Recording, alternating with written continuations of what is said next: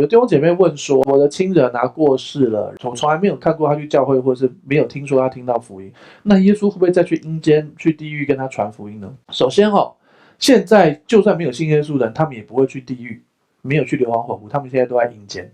对未来才会有第二次的死，才会有白色大宝座的审判，然后才会丢到硫磺火湖。好，那再来就是，那在阴间，耶稣会去跟他们传福音，是这样。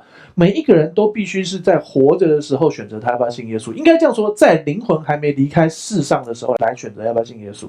好，所以呢，圣经上确实有这样的例子，我们就不翻了。犹推谷从3楼摔下来，然后呢，圣经明说他已经死了，但是保罗又说他的灵魂还在他身上，所以有一种状况是人死了，灵魂还没离开，懂我意思吗？所以如果人死了，灵魂还没离开，那么代表他还有机会信耶稣吧，对不对？因为他灵魂还在世上嘛，对不对？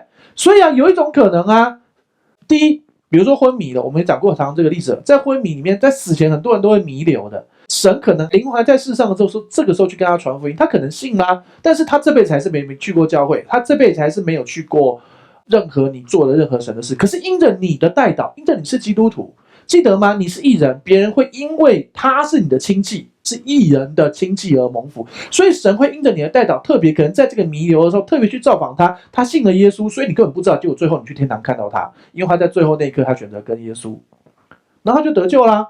OK， 多少次有这种见证？多少伊斯兰教的人在梦中，神跟他显现来传福音？多少人弥留的后来得救了？